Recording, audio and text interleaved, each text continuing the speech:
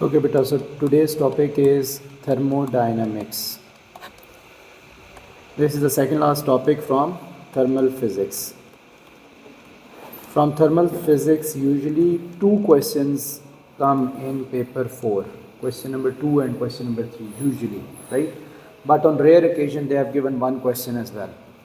But usually it's two questions. Okay, thermodynamics. It consists of two words, thermal and dynamic. So it's heat and work.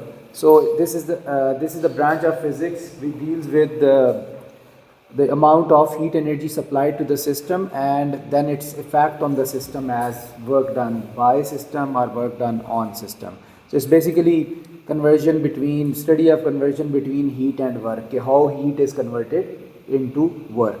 As the famous example is the engines of the vehicles. So in the engines of vehicle, heat is being produced and that is used to do work. So there are two laws of thermodynamics. Firstly, we will be looking at the first law, and surprisingly, second law is not second law, but it is the zeroth law. So, first law of thermodynamics and then zeroth law of thermodynamics.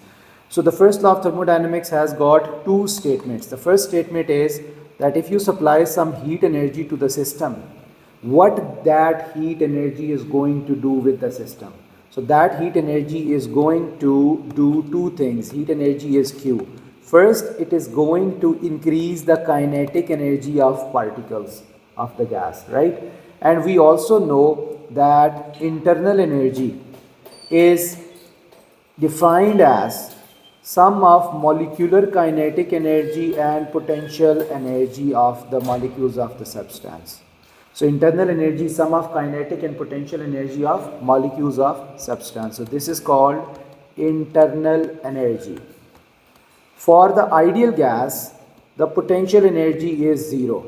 Potential energy is zero for ideal gas. Why? Because there is no bonding. It means for ideal gas, the internal energy is equal to kinetic energy only.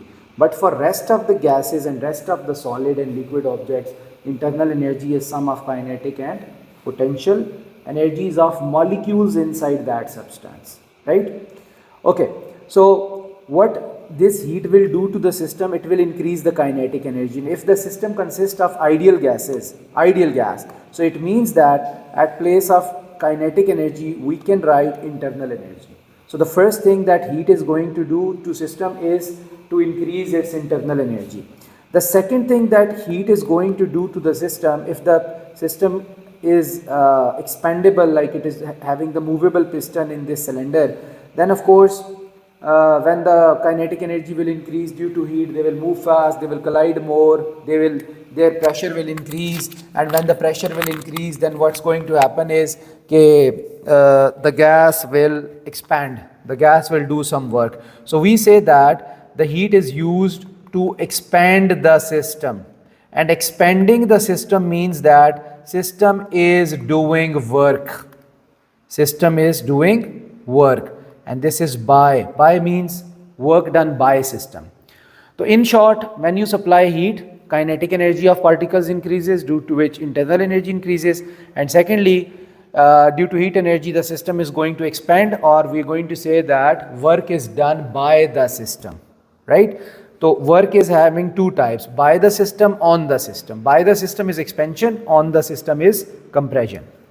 Okay, so summing these two up in this first statement, we say heat supplied, heat is Q, heat supplied to the system is equal to the sum of increase in its internal energy, which is U, and work done by the system. So that's how we define the first law, we state the first law of thermodynamics. So Q is the heat energy supplied, delta U is the increase in internal energy, and W is the work done by the gas. So this is the equation.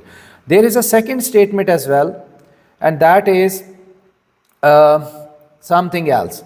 If there is a system like this and you are supplying heat to it, like over here you're supplying heat, so Q is there. So, and then you do the work as well simultaneously, like this is the input, you are supplying heat energy, and the work done on the gas, this is also input. Like to inputs हैं यहाँ पर, एक आप heat भी दे रहे हो, ऊपर से आप कंप्रेस भी कर रहे हो, राइट? अब what is going to happen to the system? internal energy of course increase होएगी, internal energy is going to increase. Okay, and then work is done on the gas because you are compressing it. अब उस जब आप work done on gas करते हो तो क्या होता है उससे? लेट से आप इमेजिन करो एक लेट से आपके पास ये एक फुट पंप है और इससे आपने क्या करना है, आपने एक फुटबॉल है उसके अंदर आपने जो है उसको इन्फ्लेट करना है, ठीक है।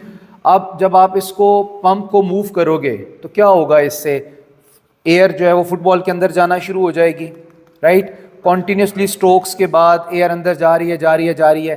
Then if you suddenly touch the pump at the end, आप यहाँ पे उसको टच करो तो आपको क्या फील होगा?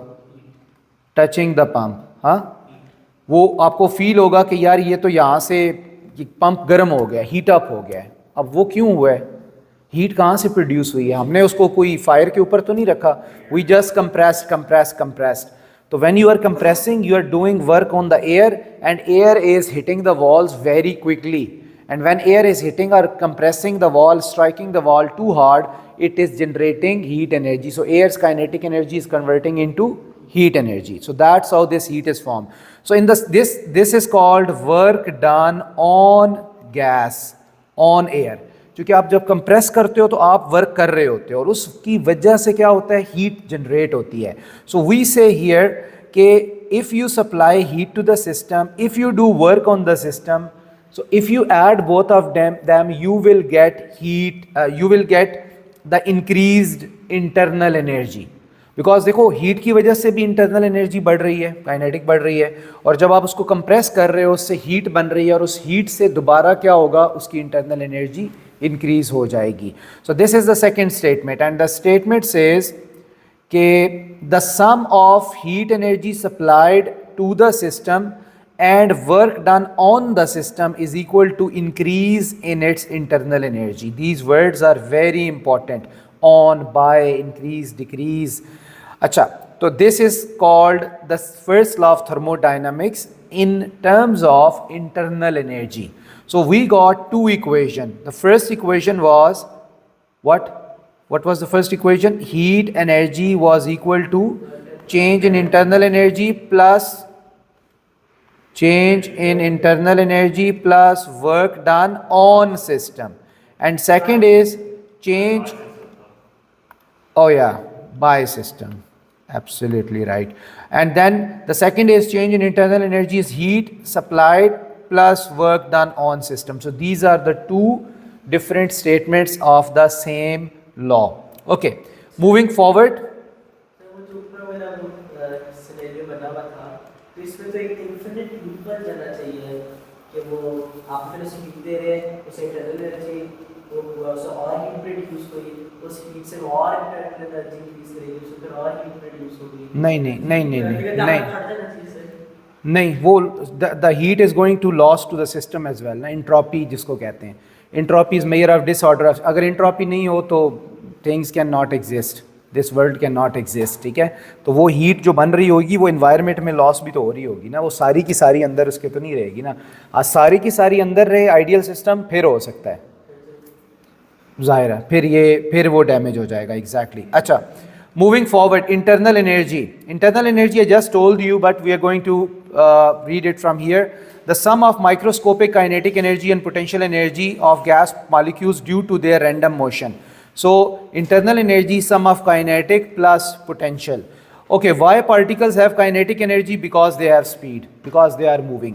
Why they have potential energy? Because they have intermolecular forces. So these two are the reasons for these energies. So internal energy is sum of kinetic and potential energies of the molecules of the substance. Okay, then the important points for ideal gases.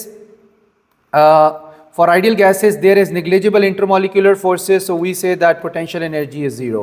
Hence, there is no or negligible potential energy between ideal gas molecules, and then internal energy of ideal gas only depends on kinetic energy of the molecules. That I already told you, that for ideal gases, internal energy expression is just U equal KE, that's it, because potential energy is not there. The next thing we have already done previously, kinetic energy, average kinetic energy was 3/2 kT. K is Boltzmann constant, T is thermodynamic temperature. From this we can tell that the change in kinetic energy is directly proportional to thermodynamic temperature.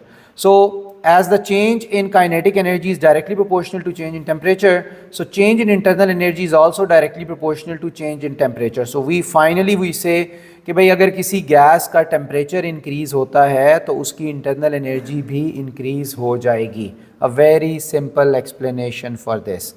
Okay, moving forward to next concept which is we have to look upon certain examples, and these examples are called thermodynamic processes. So thermodynamic processes means in which heat is there and that heat is going to do some work, right? Or you are going to do some work and heat is going to be produced. So we are going to deal with pressure, volume, temperature situation, and then of course heat energy as well. So the first thing is constant pressure. This is called isobaric process. Isobaric, baric, ये जो bar है ना, bar is the unit of pressure. Unit of pressure, right? I hope everyone knows this. Bar is the unit of pressure. That's why isobaric, baric जब होगा तो आप फौरन समझ जाएंगे ये pressure है. Iso का मतलब constant. इसका मतलब है कि isobaric process is a process in which the system of gas is there, एक सिलेंडर और उसमें गैस है, मूवेबल पिस्टन है, आपने उसका प्रेशर कांस्टेंट रखना है हर सूरत में, राइट? तो ऐसे सिस्टम को हम क्या कहेंगे? आइसोबैरिक सिस्टम कहेंगे, जिसका प्रेशर नो मैटर उसका वॉल्यूम जितना भी हो जाए बट उसका प्रेशर कांस्टेंट रहे. Okay, so well for the isobaric process this is one formula, W is equal to P delta V. I guess we have to look upon this first. P is equal to delta V. ये क्या चीज़ है? Let me tell you about that. अच्छा, this is expression for work done by gas. देखो, whenever a system expands, a gas expands, it do some work. या अगर आप let's say किसी system को compress करते हो तो you do work on that system. So अभी मैं आपको जो चीज़ बता रहा हूँ that is W is equal to P delta V. This is called work expression for gases. For gases in cylinders. अच्छा, जो सिलेंडर्स के अंदर गैसेस होती हैं उनका जो वर्क का एक्सप्रेशन है कि वर्क डन ऑन देम और वर्क डन बाय देम, वो आप इससे निकालते हो. Work is pressure into change in volume. How? Look, we know that work is force into distance. And imagine there is a cylinder in two situation. And this cylinder is fitted with movable piston. तो let's say ये इसका piston पहले यहाँ पे था और इसके अंदर जो है एक गैस है. Let's say a gas is enclosed over there. अच्छा, अब इस गैस का एक ऑफ कोर्स इसका एक प्रेशर की वैल्यू है, इसका एक वॉल्यूम है, राइट, और इसका एक टेम्परेचर भी है. उसके बाद हम ये करते हैं कि we start supplying heat to it. हम इसको हीट एनर्जी देते हैं, Q. अच्छा, हीट एनर्जी जब सप्लाई की जाती है तो प्लस साइन होता है और माइनस साइन हो तो फिर क्या होता है? एक्सट्रैक्ट. अच्छा, अब जब हम इसको हीट सप्लाई करेंगे तो अंदर क्या होगा? इंटरनल एनर्जी बढ़ेगी, प्रेशर इंक्रीज़ होएगा, लेकिन प्रेशर इंक्रीज होएगा लेकिन साथ ही more force will be acting on the piston. तो piston will start moving up, तो गैस का वॉल्यूम बढ़ना शुरू हो जाएगा. जब गैस का वॉल्यूम बढ़ेगा तो वही जो प्रेशर बढ़ा था वो वापस कम हो जाएगा, because pressure and volume are inversely proportional.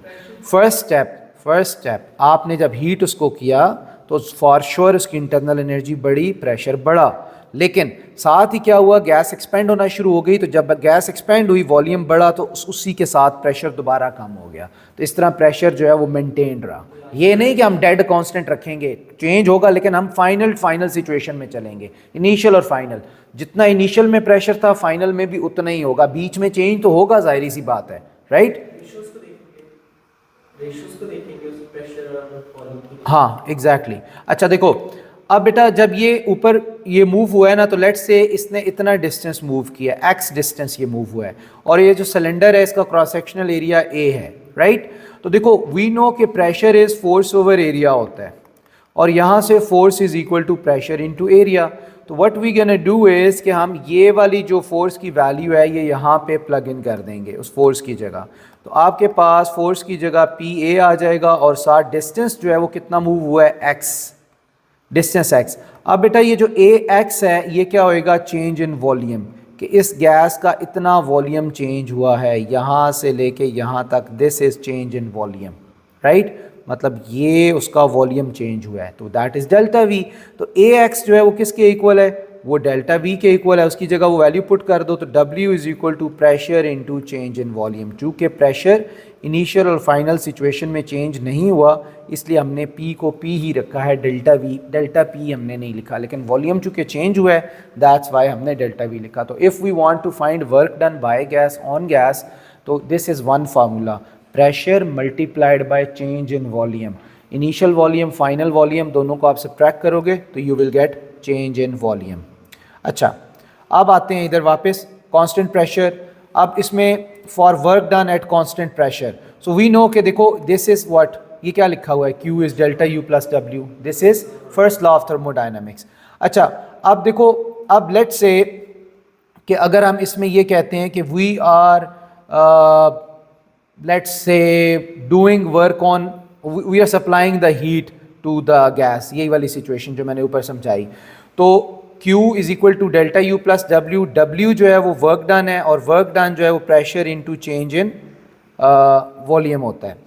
अब देखो इस केस में क्या होएगा कि जो इसका ग्राफ है ना, if you look at the graph, pressure versus volume graph, this is always exponential curve. Boyle's law जो ग्राफ होता है ना प्रेशर वॉल्यूम के ग्राफ, वो हमेशा क्या होता है, एक्सपोनेंशियल कर्व होता है। Why, because pressure and volume are inversely proportional. अच्छा, अगर आप इसका एरिया अंडर द ग्राफ देखो ना तो उससे वर्क डन मिलेगा आपको। एरिया अंडर द ग्राफ से क्या मिलेगा, वर्क डन। कैसे, वी से कि भाई एरिया जो है वो प्रेशर इनटू वॉल्यूम है, तो प्रेशर इनटू वॉल्यूम हमने ऑलरेडी ये प्रेशर इनटू वॉल्यूम निकाला हुआ है, ये तो वर्क डन होता है, pressure into change in volume is work done. तो इसका मतलब ये हुआ कि ये जो टू कर्व्स हमने बनाई हैं, लो टेम्परेचर हाई टेम्परेचर, इनके एरिया अंडर द ग्राफ जो होएगा उससे हमें वर्क डन मिलेगा। लेट्स से कि अगर ये कांस्टेंट प्रेशर, अब ये गौर से इस ग्राफ को देखना है, ये कांस्टेंट प्रेशर की वैल्यू थी V1 पर before you supply heat to that, आपने अभी हीट सप्लाई नहीं की, राइट। तो ये वाला ग्राफ है लो टेम्परेचर। अब आपने हीट सप्लाई की तो जाहिर सी बात है वो हाई टेम्परेचर पे चला गया और वो गैस एक्सपेंड भी हो गई, वॉल्यूम V2 हो गया, V1 से V2 हो गया। अब लेकिन प्रेशर P रहा। अब हमने ये कहना है कि यार हमने वर्क कितना किया है इस गैस के ऊपर, राइट। तो उसके लिए हम क्या करेंगे, ये जो रेक्टेंगल बीच में बनी हुई है ये हम एरिया फाइंड कर लेंगे। तो that area will tell us how much work is done by the gas when we have supplied heat to it, क्योंकि हमने हीट उसको दी है और गैस एक्सपेंड हुई है, उसका वॉल्यूम बढ़ा है। तो आप सिंपली V1 से V2 पे चले गए, प्रेशर सेम ही रखा, तो यहाँ से आपके पास ये रेक्टेंगल आ गया। तो this area tells you work done by gas, right. अच्छा, अब तो this is one thing, this is just the description of the graph कि आप ग्राफ से कैसे निकालते हो। Next, moving on to constant volume, कि अगर आप वॉल्यूम कांस्टेंट रखते हो तो इसको हम कहते हैं आइसोकोरिक प्रोसेस। आइसोकोरिक प्रोसेस और कांस्टेंट वॉल्यूम। आइसोकोरिक इसमें कैम्ब्रिज में नहीं यूज़ होगा, कांस्टेंट वॉल्यूम डायरेक्ट वो यूज़ करेगा। कि अब क्या हो रहा है कि आप गैस का वॉल्यूम कांस्टेंट रखा हुआ है और आप उसको हीट सप्लाई कर रहे हो। अब बताओ उसके साथ क्या होगा। तो जब वॉल्यूम कांस्टेंट है और आप उसको हीट सप्लाई कर रहे हो, जिस तरह ये वॉल्यूम है और ये फिक्स्ड है, आप दिस पिस्टन इज़ फिक्स्ड, तो क्या होगा अगर हम इसको हीट सप्लाई करें, व्हाट डू यू थिंक। क्यों भाई, मदली बताओ क्या होगा अगर मैं इसको हीट सप्लाई करूं, तो what will happen to gas. Volume fix है, पिस्टन फिक्स है, वॉल्यूम फिक्स है। देखो चेंज इन वॉल्यूम ज़ीरो है, इसका मतलब है वर्क डन भी ज़ीरो होएगा। Pressure into change in volume, तो प्रेशर इनटू ज़ीरो, तो इसका मतलब है work done will be zero, so no work will be done. क्यों, क्योंकि आपने वॉल्यूम फिक्स रखा हुआ है उसका। अब उस हीट का इफेक्ट क्या होएगा, क्योंकि चेंज इन वॉल्यूम ज़ीरो है, that's Y work done zero हो गया। अब वर्क डन जब ज़ीरो हो गया तो ये तो ख़त्म हो गया वर्क डन, तो Q is equal to delta U आ गया। इसका मतलब है बेटा जो आपने हीट सप्लाई की है उससे उस गैस की इंटरनल एनर्जी बढ़ेगी, राइट। मतलब आप अगर लेट्स से ये W ज़ीरो कर रहे हो, अब पीछे क्या रह जाता है, Q और U ही रह जाता है ना। तो Q equal to delta U का मतलब है आपने जो प्लस का मतलब है आपने हीट सप्लाई की है, जो आपने हीट सप्लाई की है उससे उस गैस की इंटरनल एनर्जी बढ़ गई है, काइनेटिक एनर्जी बढ़ गई है। काइनेटिक एनर्जी बढ़ गई है तो क्या बढ़ गया है, प्रेशर बढ़ गया है, राइट। तो इन अदर वर्ड्स उस गैस का प्रेशर जो है वो इंक्रीज हो गया है। So all the heat stored as internal energy, temperature rises, pressure rises to increase in molecular speed. अच्छा, अब देखो ये ग्राफ कैसे बनेगा, लो से हाई पे आप गए, अब देखो यहाँ पे आपका वॉल्यूम कांस्टेंट है, वॉल्यूम तो ये पहले ये था जब आपने उसको हीट सप्लाई नहीं की थी, प्रेशर P1 था। जब आपने हीट सप्लाई की तो ये डायरेक्ट यहाँ से प्रेशर इंक्रीज हो गया, लेकिन वॉल्यूम चेंज नहीं हुआ चूंकि आपने वॉल्यूम कांस्टेंट रखा हुआ है, राइट। तो इसमें अब कोई एरिया तो है ही नहीं, ये तो बस स्ट्रेट लाइन है, there is no area under the graph between point 1 and 2, कोई एरिया नहीं है ना, वर्टिकल लाइन है। तो दैट्स व्हाई वी से नो वर्क इज हियर, क्योंकि गैस का वॉल्यूम हमने वैसे ही कांस्टेंट रखा हुआ था। अब वो क्वेश्चन कैसे पूछता है, वेरी सिंपल क्वेश्चन, वो यही पूछता है कि अच्छा आपने वॉल्यूम कांस्टेंट रखा हुआ है, you are supplying heat, what is going to happen, apply first law of thermodynamics on it. तो you will say since volume is constant so there will be no work done, लिख के बताओगे W is P delta V is 0, so work done is 0, and now Q is equal to U. It means the heat that you will supply will increase the internal energy of the gas, it will increase the kinetic energy, the speed of the gas, and hence the pressure of the gas is going to increase, right?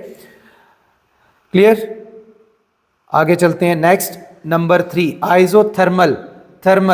Thermal temperature से निकला है, तो isothermal का मतलब है बेटा जिसमें temperature हम कांस्टेंट रखते हैं, हमने टेम्परेचर चेंज नहीं होने देना। सब केसेस में हीट सप्लाई करते रहेंगे, लेकिन किसी में प्रेशर नहीं चेंज हुआ, किसी में वॉल्यूम नहीं चेंज हुआ, अब जो है वो टेम्परेचर चेंज नहीं करना। अब ये सोचो हाउ दिस इज पॉसिबल, आप हीट सप्लाई कर रहे हो और टेम्परेचर डजंट चेंज। वो कोई चीज़ है उसको आप हीट दे रहे हो, लेकिन आप कह रहे हो यार उसका तो टेम्परेचर ही नहीं बढ़ रहा। तो एक तो ज़हन में सिचुएशन आती है latent heat, melt state change, melting ice, boiling water, उसमें होता है आप हीट सप्लाई करते रहते हो और टेम्परेचर ही नहीं चेंज होता। लेकिन उसमें क्या हो रहा होता है, उसमें मॉलिक्यूलर बॉन्डिंग ब्रेक हो रही होती है, लाइक बॉन्ड ब्रेकिंग हो रही होती है। जो हीट आप देते हो चेंज, स्टेट चेंज में वो बॉन्ड्स को ब्रेक करने में यूज़ हो जाती है, मतलब मॉलिक्यूलर पोटेंशियल एनर्जी उससे इंक्रीज़ होती है हीट से। जब बॉन्ड्स ब्रेक होते हैं, दूर जाते हैं, तो मॉलिक्यूलर पोटेंशियल एनर्जी इंक्रीज़ होती है। तो जो हीट आप दे रहे हो स्टेट चेंज पे, that is increasing molecular potential energy, that is not increasing kinetic energy. लेकिन अगर वाटर को आप हीट अप कर रहे हो और वो वाटर ही अभी बॉयल नहीं हुआ, तो उस हीट का इफेक्ट क्या होएगा, काइनेटिक एनर्जी इंक्रीज होएगी, पोटेंशियल एनर्जी इंक्रीज नहीं होएगी। ठीक है, ये क्योंकि ये भी इसमें क्वेश्चन पूछता है। Okay, constant temperature, for constant temperature will say कि भाई अगर टेम्परेचर कांस्टेंट है तो internal energy, change in internal energy zero हो जाएगी, है ना। क्यों जीरो होएगी, because change in internal energy is sum of kinetic plus potential. Ideal gas के लिए पोटेंशियल वैसे ही जीरो होती है, काइनेटिक एनर्जी जो होती है वो टेम्परेचर पर डिपेंड करती है। अगर चेंज इन टेम्परेचर जीरो होगा तो जाहिर सी बात है भाई चेंज इन काइनेटिक एनर्जी भी जीरो होएगी। अगर ये जीरो होएगी तो इंटरनल एनर्जी जो है ये भी जीरो हो जाएगी। ओके, सो वी से वही फॉर्मूला लिखते हैं, Q is U plus W। तो Q, और कीप इन माइंड ये जो है ये ऑन होगा। अब ये याद रखना है, अगर मैं Q equal U plus W लिखूँ तो ये वर्क डन ऑन होगा, अगर मैं U is equal to Q plus W लिखूँ तो ये बाय होगा। इन दोनों में फ़र्क रखना है। जो हीट एनर्जी जो है आप सप्लाई कर रहे हो, ठीक है, हीट एनर्जी जो है, लेट्स से हीट एनर्जी क्या करती है, एक तो आपकी हाँ मैं वही देख रहा था कि ये उल्टा लिखती है, यू आर राइट, ये बाय होना चाहिए और ये ऑन होना चाहिए, राइट। देखो अगर आप वर्क डन करोगे सिस्टम पे, वर्क डन ऑन सिस्टम करोगे और हीट सप्लाई करोगे तो उससे इंटरनल एनर्जी बढ़ेगी। और अगर वर्क डन बाय सिस्टम होगा, right, work done by system होगा और इंटरनल एनर्जी भी चेंज होएगी, तो उसका मतलब है कि आप उसको हीट सप्लाई कर रहे होगे, Q will be positive over there. अच्छा, so when you supply heat, ये फर्स्ट लॉ की दो स्टेटमेंट थी ना कि when you supply heat it increases the internal energy of the system plus work is done by the system, वो expand होता है।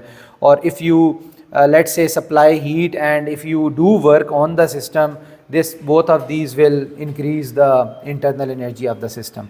Okay, तो बेटा यहाँ पे जब U 0 हो गया तो इसका मतलब है Q is just equal to W. So Q is just equal to W, so it means के work done by heat supplied will be equal to work done by gas, not on gas but by gas. लेकिन heat करने में temperature same रहे कैसे रहे? क्योंकि वो expand हो रही है ना, तो बात किस होगी हुई? जब वो देखो अब बाहर से आप कोई और हीट तो नहीं दे रहे ना, जब आप एक सिस्टम को हीट देते हो और वो हीट काम कर देती है तो हीट तो ख़त्म हो जाती है ना। फिर जिस तरह मेरे अंदर एनर्जी अगर आ गई है और मैंने उसको यूज़ कर लिया, कोई काम कर लिया, तो क्या वो एनर्जी मेरे अंदर रहेगी? फिर नहीं ना। तो सेम इसी तरह if you supply heat to a system और वो एक्सपेंड होता है तो वर्क जो होता है वो at the cost of some energy होता है ना, ऐसे ही तो नहीं हो सकता। तो work is eight the cost of heat energy जो आप उसको सप्लाई कर रहे होते हो, ठीक है। तो हीट एनर्जी इवेंचुअली ख़त्म होनी होती है बिकॉज वही वर्क में कन्वर्ट होनी है। So Q is equal to W, Q is equal to work done by system. It means अगर आप टेम्परेचर कांस्टेंट रखते हो तो जो हीट आप सप्लाई करते हो वो वर्क में कन्वर्ट हो जाता है। जितनी हीट सप्लाई करोगे उतना ही वर्क होगा। हीट की यूनिट भी जूल, वर्क की यूनिट भी joule, right. Next is no heat transfer, that is adiabatic process. Adiabatic process का मतलब ये होता है कि अगर ये एक सिलेंडर है और इसके अंदर ये गैस है, अब ये ऐसे गैस आपने रखनी है कि ना तो इसमें से हीट बाहर निकले और ना हीट इसके अंदर इंटर हो। That is called adiabatic process. No transfer of heat at all, ना तो हीट बाहर निकलेगी और ना हीट अंदर जाएगी। कंप्लीटली आइसोलेटेड सिस्टम है। अच्छा, इसमें फिर क्या होएगा? इसमें ये होएगा Q is delta U plus W। अब हमने कहा यार हीट तो इसमें है ही नहीं, हीट नहीं है तो Q की जगह 0 लिख दो। अब यहाँ पे आ जाएगा आपका W is equal to minus delta U। इसका मतलब है कि वर्क डन बाय गैस, अगर वो गैस एक्सपेंड होती है तो that will be at the cost of decrease in internal energy and hence temperature is going to decrease. मतलब उस चीज़ का टेम्परेचर डिक्रीज हो जाना। ये वही बात है जो हमने अभी पिछले स्टेप में पढ़ी है कि भाई सम टाइम ये होता है कि देखो, सम टाइम ये होता है कि आपने लेट से यूर फास्टिंग और आप कहते हो यार मैं 2 या 3 दिन के लिए फास्टिंग करता हूँ, ठीक है, 3 दिन की फास्टिंग है मेरी, राइट। अच्छा, 3 दिन में क्या होगा? पहले दिन आप खाना खाओगे, पहले दिन वो खाने की एनर्जी आपके अंदर है, ठीक है, वो आपको एनर्जी दे रही होगी, आप काम भी कर रहे हो, वो ख़त्म। 1 दिन के बाद वो ख़त्म हो जाएगी या 2 दिन में ख़त्म हो जाएगी, चलो। तीसरे दिन क्या होगा? अब आपके पास एनर्जी तो है नहीं, आपने काम करना है, तो क्या जो फैट्स हैं आपके अंदर, ऑलरेडी फैट्स हैं, वो यूज़ होना शुरू हो जाएंगी, ठीक है। तो जब वो फैट्स यूज़ होना शुरू हो जाएंगी तो आपके बॉडी के अंदर जो स्टोर है, एनर्जी स्टोर है, वो क्या हो जाएगा? कम होना शुरू हो जाएगा। सेम यही चीज़ इधर भी होती है कि अगर आप एक गैस है उसको हीट नहीं दे रहे तो वो अपनी हीट यूज़ करेगी, जो मॉलिक्यूल्स के पास ऑलरेडी हीट है उसको यूज़ करेगी और उससे वो गैस एक्सपेंड होएगी। अगर वो गैस एक्सपेंड हो रही है, ज़रूरी नहीं है कि एक्सपेंड हो, अगर वो गैस एक्सपेंड हो रही है और आप हीट भी उसको सप्लाई नहीं कर रहे तो उसकी वजह से क्या होगा कि इंटरनल एनर्जी डिक्रीज़ होएगी और टेम्परेचर भी उस गैस का डिक्रीज़ हो जाएगा और इससे क्या होगा? कूलिंग प्रोसेस जो है वो होगा। जिस तरह वाटर जब आइस में कन्वर्ट होता है तो सेम यही प्रोसेस होता है। आपको पता है 4 डिग्री सेल्सियस से जब वाटर 0 डिग्री सेल्सियस पे जाता है तो वो एक्सपेंड होता है, उसमें एक्सपेंशन हो रही होती है, ठीक है। ये सिर्फ 4 से 0 तक होता है, इसको अनॉमलस एक्सपेंशन कहते हैं।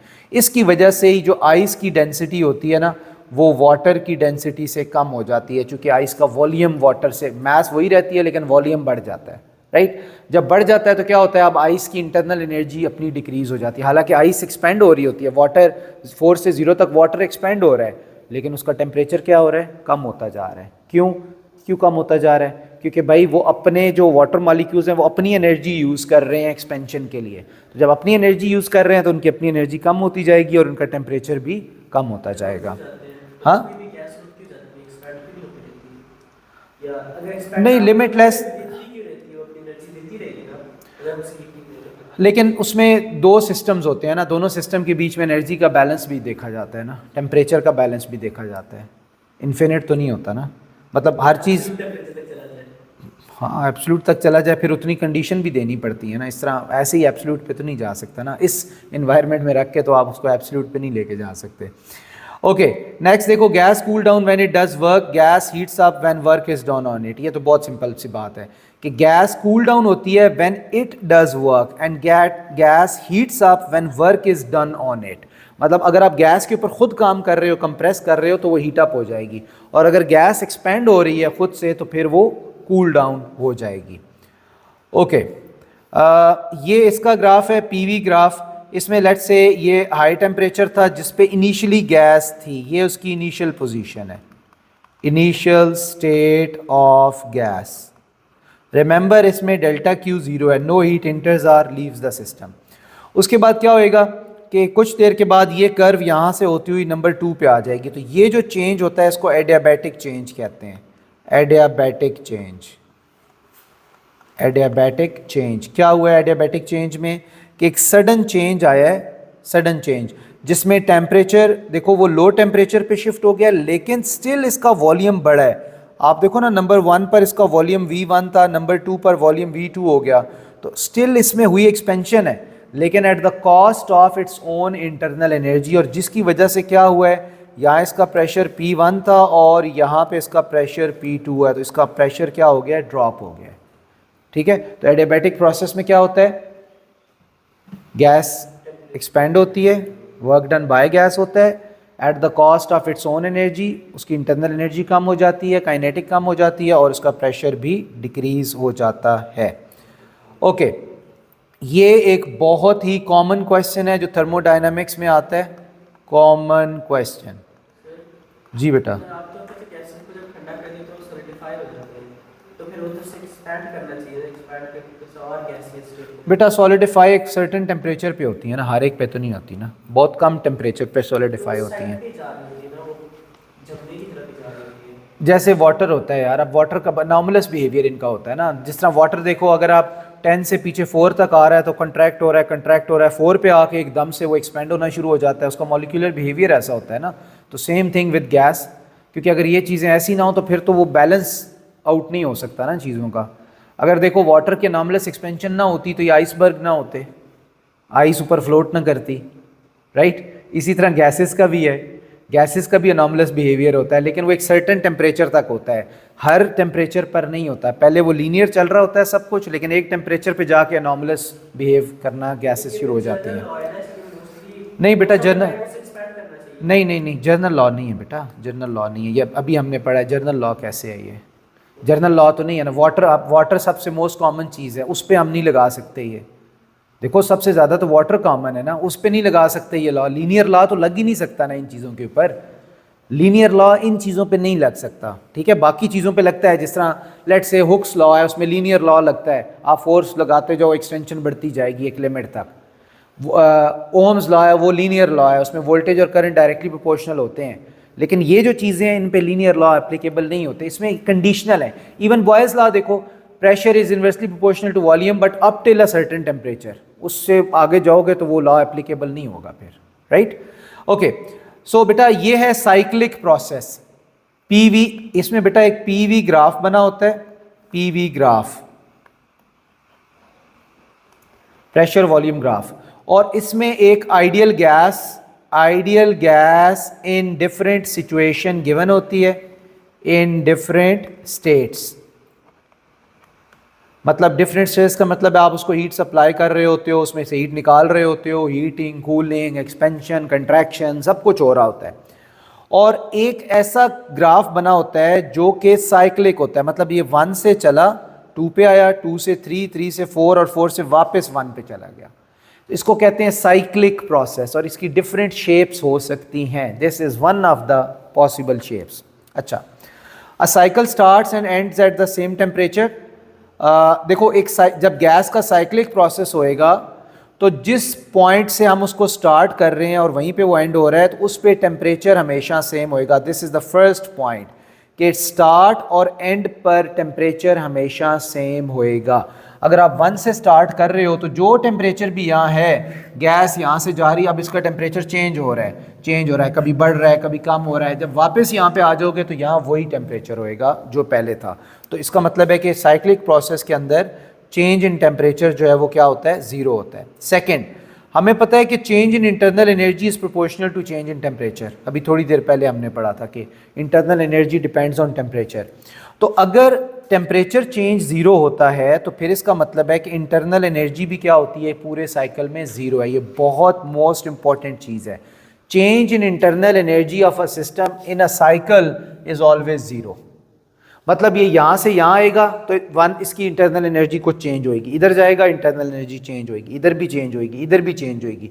लेकिन जब आप सब चेंजेस को ऐड करोगे तो आपके पास आंसर ज़ीरो आएगा। तो net change in internal energy of the system in a cyclic process is zero. ठीक है, इसी की बेस पर क्वेश्चंस हैं। ये वाला टॉपिक सबसे इंपॉर्टेंट है, हमने पीछे जितने पढ़े हैं सबसे ज़्यादा ये वाला इंपॉर्टेंट है। अच्छा देखो क्या मतलब है, change in internal energy from 1 to 2, 1 to 2 system आया। अच्छा 1 to 2 सिस्टम को हम क्या कहेंगे, पीछे हमने पढ़ा आइसोबैरिक, आइसोकोरिक, आइसोथर्मल, एडियाबैटिक। तो ये कौन सा है, आप व्हाट डू यू थिंक? 1 से 2 क्या है? 1 से 2 कांस्टेंट क्या चीज़ रखी हुई है? नहीं, वॉल्यूम। ओ भाई, जो 1 पे वॉल्यूम है 2 पे भी तो वही वॉल्यूम है ना? सिंपल ग्राफ से देखना है। तो 1 से 2 पे क्या चीज़ कांस्टेंट है? वॉल्यूम। तो ये कौन सा प्रोसेस हुआ? आइसो, वो प्रेशर था, isochoric process.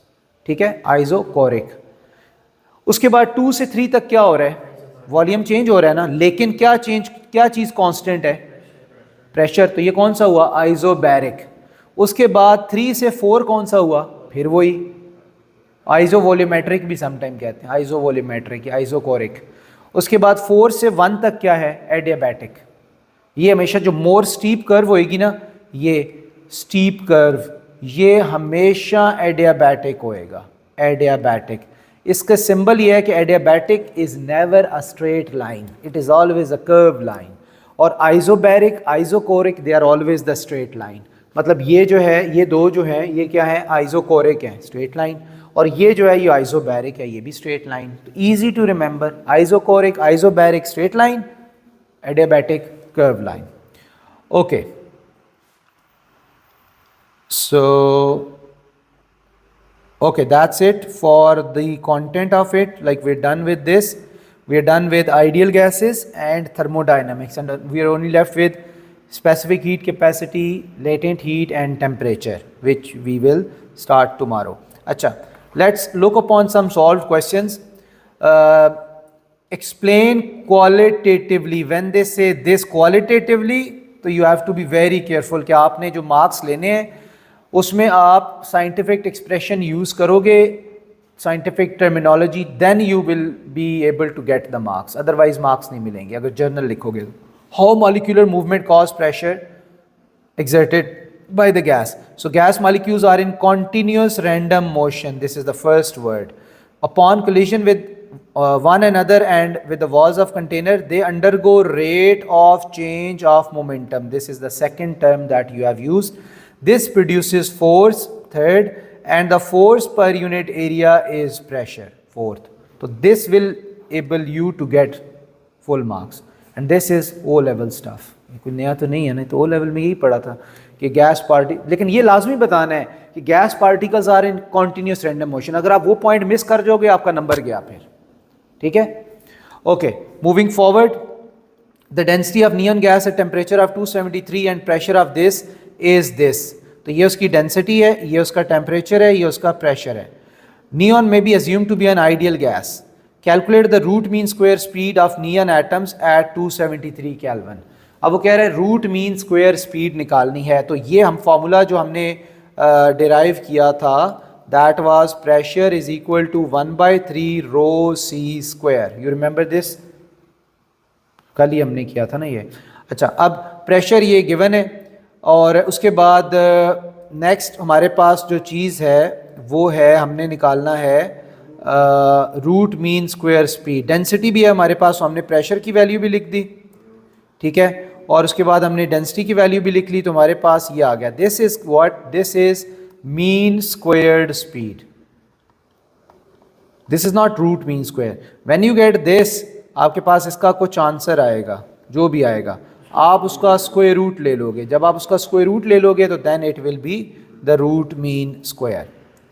Okay, what about इसके लिए वैसे एक और फार्मूला भी हम लगा सकते थे, लेकिन चलो वो अब हम यहाँ लगा लेते हैं। अब अगर टेम्परेचर 546 हो गया, ये तो गुड थिंग है उसने केल्विन में खुद बता दिया, वरना वो डिग्री सेल्सियस में बताता है, तो फिर आप उसको केल्विन में पहले खुद कन्वर्ट करते हो फिर उसको यूज़ करते हो, ठीक है। सो हमने एक फॉर्मूला निकाला था कि 3/2 KT is equal to 1/2 mc², याद है ना, ये वाला भी उसके साथ था।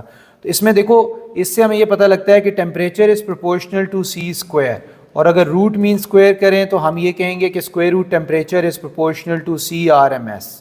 अब हम क्या करेंगे, रेशो बनाएंगे। रेशो ये बनाएंगे, हम कहेंगे कि यार ऊपर हमने 273 टेम्परेचर पर CRMS निकाला है 583, तो अब टेम्परेचर हमें कह रहे हैं 546 और स्क्वायर रूट, इस पर बताओ स्पीड कितनी है, you just cross multiply and you get your answer, ठीक है। Okay, the calculations in B are based on density of neon being 0.9 kg per meter cube, suggest अच्छा इसमें वैसे sig fig कितने 0.900 में 3 sig fig, suggest the effect if any on the root mean square speed of changing the density at constant temperature. Okay, suggest any change in root mean square speed at constant temperature. तो हम कहेंगे भाई root mean square speed तो सिर्फ temperature पर ही depend करती है, हमने तो यही पढ़ा है, इसका मतलब है आप डेंसिटी चेंज कर दो बेशक कोई फर्क उससे नहीं पड़ेगा। So CRMS stage same as it only depends. देखो वो कह रहे suggest the effect, suggest the effect, suggest the effect का मतलब डिस्क्राइब ही होता है सॉर्ट ऑफ, मतलब स्टेट नहीं होता। आपने ये नहीं कहना नो चेंज, सिंपल आंसर ये नहीं आएगा नो चेंज, उसका नंबर नहीं मिलेगा, आपने थोड़ा सा उसको एक्सप्लेन भी करना होगा कि CRMS जो है depends on the temperature, so as temperature is not changing so root mean square speed is not going to change. हाँ,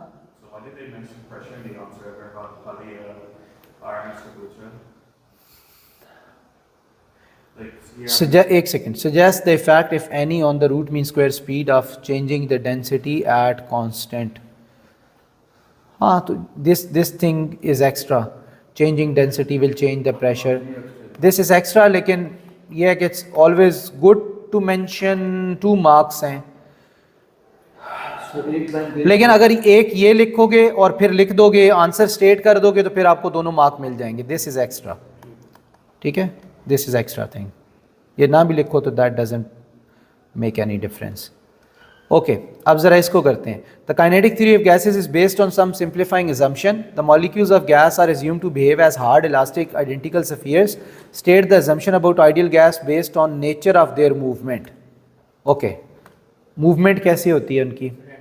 random, continuous, random and continuous, ये दोनों लिखने होंगे आपको। Their volume, gas volume is too large as compare to volume of gas particles. ये लिखना है ना यार असम्पशन से, कि अगर आप सिर्फ गैस पार्टिकल्स का वॉल्यूम मेजर करो तो वो बहुत कम होगा और पूरी गैस का करो तो वो बहुत ज़्यादा होगा। जिस तरह देखो इस रूम में जितनी चीज़ें हैं सबका वॉल्यूम मेजर करो और इस रूम का वॉल्यूम, तो क्या डिफरेंस होगा? रूम का वॉल्यूम बहुत ज़्यादा है क्योंकि इसमें एम्प्टी स्पेस है ना। तो यही गैस में भी होता है कि गैस के पार्टिकल्स का वॉल्यूम कम होता है और गैस का वॉल्यूम जो है वो ज़्यादा होता है। Okay, I have already share this with the group, in the group. तो आप बेटा इसको जो नेक्स्ट क्वेश्चन है ये देखो, this is the cyclic one. These questions you have to solve today. So read the document and go through these questions. It's very, very important. ठीक है?